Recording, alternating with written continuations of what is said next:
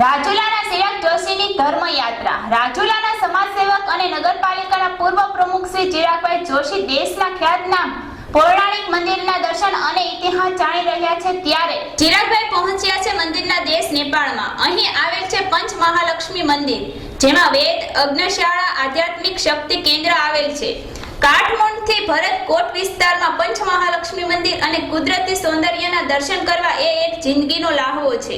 ધર્મયાત્રાએ નીકળેલા ચિરાગભાઈ જોશીએ જણાવ્યું, કુદરતી વાતાવરણ અને પર્વતમાળા વચ્ચે ભારતીય સંસ્કૃતિને ઉજાગર કરતું પંચ મહાલક્ષ્મી મંદિર નેપાળ ખાતે એક જ છે।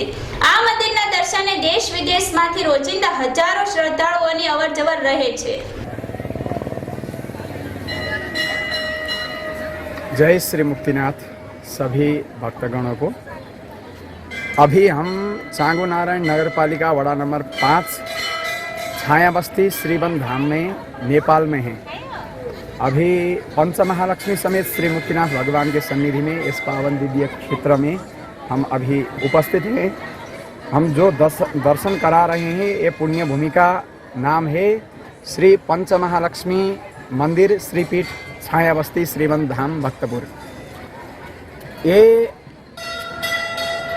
इस दिव्य क्षेत्र का स्थापना आज से लगभग 20 वर्ष पहले हमारे यही नेपाल के महान संत, जिन्होंने हरिद्वार में भी 2005 में विशाल महायज्ञ आयोजना करके 365 महायज्ञ एक ही मुहूर्त एक ही तिथि में शुरुआत करके उसका पूर्णावधि हरिद्वार में रखा हुआ था 2005 में। ऐसे संत जिसको सारा संत महंत लोगों ने हरिद्वार के महासभा में मुक्तिनाथ पीठाधीश्वर के पदवी से अभिषिक्त किया था। जो संत महापुरुषों ने उनको चलते फिरते सालग्राम करके भी संबोधन किए थे।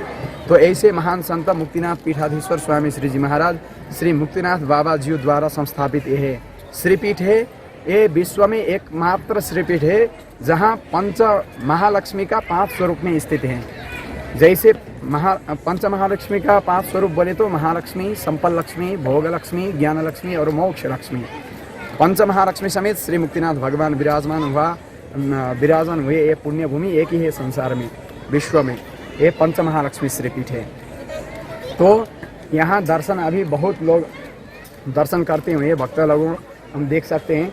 केवल यहाँ आंतरिक नेपाल का ही दर्शनार्थी नहीं आते, अपितु भारत से भी, दक्षिण भारत से भी, गुजरात से भी और उत्तर भारत से, उत्तराखंड से बहुत सारे जगह से आते हैं जो पशुपतिनाथ भगवान के दर्शन के लिए आते हैं। पशुपतिनाथ भगवान के दर्शन करके यहाँ आते हैं।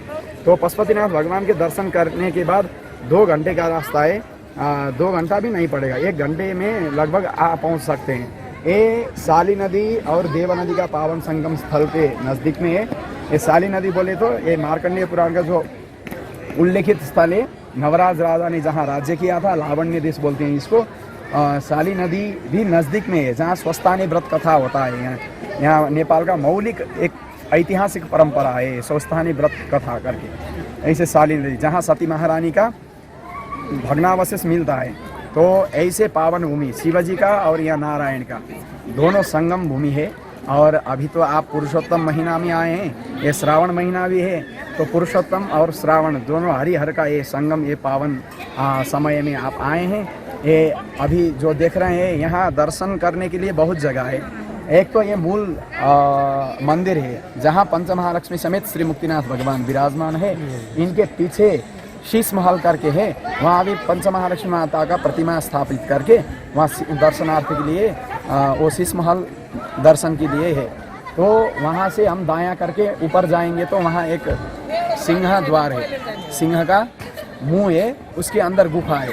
तो वहाँ जाने के बाद ऊपर के साइड में विद्या का अधिष्ठाता भगवान हयग्रीव, लक्ष्मी हयग्रीव भगवान का भी दर्शन कर सकते हैं। और यहाँ अभी जो देख रहे हैं ये हमारे वैदिक सनातन धर्म का मूल प्रवर्तक बोले तो अत्युक्ति नहीं होगा, क्योंकि वैदिक सनातन परंपराओं को इतना प्रचार प्रसार करके सभी लोगों के सामने परमात्मा तत्व, जीव तत्व और प्रकृति तत्व को बोध कराने वाले महान संत जो भाष्यकार रामानुज स्वामी जी हैं, तो उनके भी सन्निधि अभी निर्माण हुआ है, अभी ये ओपनिंग हुआ है।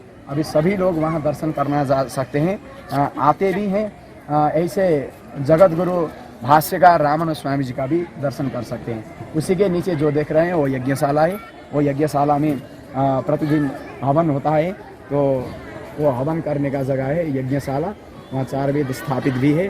तो ऐसे महापुण्य भूमि एक हमारे सनातन धर्मियों के लिए, धर्मावलंबियों के लिए दर्शन करने का अति अद्भुत और सुंदर शांता, प्रकृति सुंदरता, उसके ऊपर भी आध्यात्मिक ऊर्जा से भरित ये पुण्य भूमि है। यहाँ गौशाला भी है, वेद पाठशाला भी है। अभी 30-35 लोकल गाय बोलते हैं, वैदिक गाय, उनका भी संरक्षण हो रहा है। ऐसे मुक्तिनाथ बाबा जी का सत्संकल्प से ऐसा जगह नेपाल भर कम से कम 12-13 जगह में अभी सुचारू है ऐसा संस्था। तो गजेंद्र मोक्ष त्रिवेणी धाम और मुक्तिनाथ जाते समय वहाँ बागलुंग में एक सालग्राम का संग्रहालय, 1.25 लाख सालग्राम जहाँ रखा हुआ है, तो वो अंडरग्राउंड करके गुफा टाइप में वो संग्रहालय स्थापित है। वहाँ तिरुपति बालाजी भगवान का मंदिर है और उससे ऊपर गए तो मुक्तिनाथ में रानी पौवा है, वहाँ भी यज्ञशाला है, वहाँ चलता रहता। और पोहरा में भी है, गजेंद्र मोक्ष दिव्य धाम त्रिवेणी में है, देवघाट में है और इटरी में, ऐसे करके विभिन्न स्थानों में बहुत सारा ऐसा संस्था चल रहा है। अभी वही संस्था में गुरुकुल, पाठशाला और गौशाला, धर्मशाला, अन्नदान क्षेत्र, सभी तीर्थों के लिए आने के बाद प्रसाद ग्रहण करने के लिए ऐसा जगह भरपूर है। मुक्तिनाथ जाते समय तो कोई भारत से आने वाले संत को चिंता नहीं करना पड़ेगा, कोई चिंता नहीं करना, मुक्तिनाथ भगवान के शरण में आना और जगह जगह में आश्रम है, वहाँ जाके खूब प्रसाद पा सकते हैं, बैठ सकते हैं। ऐसे सुव्यवस्थित मुक्तिनाथ बाबा ने की हैं। तो आपका नाम सौभाग्य हुआ। आपका नाम?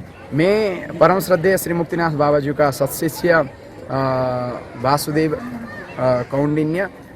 हमको स्वामी जी महाराज ने स्नेहा करके स्वामी वासुदेव प्रपन्नाचार्य करके नाम दिए हुए हैं। ऐसे नाम पाके हम बहुत धन्य हुए हैं। तो मेरा नाम हुआ स्वामी वासुदेव प्रपन्नाचार्य।